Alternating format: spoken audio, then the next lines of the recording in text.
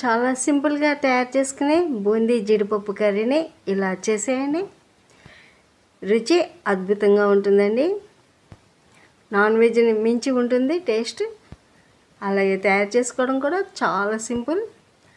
మరి లేట్ చేయకుండా బూందీ జీడిపప్పు కర్రీని ఎలా చేయాలో చూసేయండి.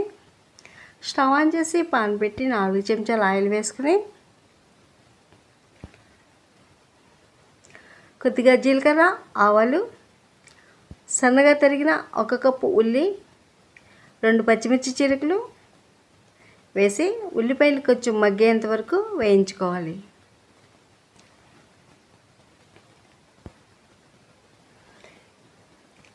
అలాగే 1 గంట ముందుగా నానబెట్టుకున్న 1 కప్పు జీడిపప్పును కూడా సైడ్కి పెట్టుకుని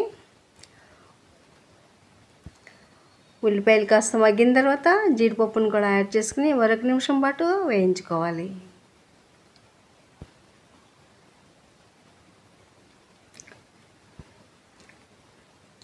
కొద్దిగా పసుపు, 1 చెంచా కారం, రుచికి సరిపడా ఉప్పు వేసి అంతా కలిసేలాగా మరొకసారి బాగా కలుపుకుని జీడిపప్పును ముందుగానే నానబెట్టుకున్నాం కాబట్టి చాలా త్వరగానే కుక్ అయిపోతుంది. అలాగే 2 కప్పులు బూందీని కూడా వేసి మరొకసారి బాగా కలుపుకోవాలి. బూందీని మీరు ఇంట్లో తయారు చేసుకున్నదైనా లేదా షాప్ నుంచి తెచ్చుకున్నదైనా సరే ఈ విధంగా కర్రీ వండుకోవచ్చు. స్పైసెస్ అంతా బాగా పట్టేలాగా ఒకసారి బాగా కలుపుకుని చిన్న టీ గ్లాస్ అంతా వాటర్ వేసుకోవాలి.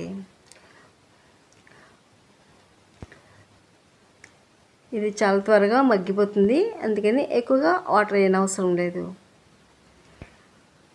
1 స్పూన్ గరం మసాలా కూడా యాడ్ చేసుకుని మరొకసారి బాగా మిక్స్ చేసి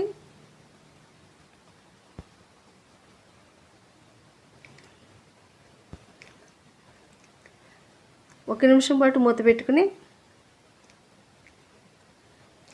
చూడండి, పొడి పొడిగా బూందీ జీడిపప్పు కర్రీ తయారైపోయింది. అలాగే చిన్న టీ గ్లాస్ అంత మరిగిన పాలు వేసి కలుపుకుంటే ఎంతో రుచిగా ఉండి బూందీ జీడిపప్పు కర్రీ తయారైపోయింది. మరి మీరు తయారు చేసుకుని మీకు ఎలా కుదిరిందో మీ ఫీడ్బ్యాక్ని కామెంట్ ద్వారా నాతో షేర్ చేసుకోండి. ఈ వీడియో నచ్చితే లైక్, షేర్ అండ్ సబ్స్క్రైబ్.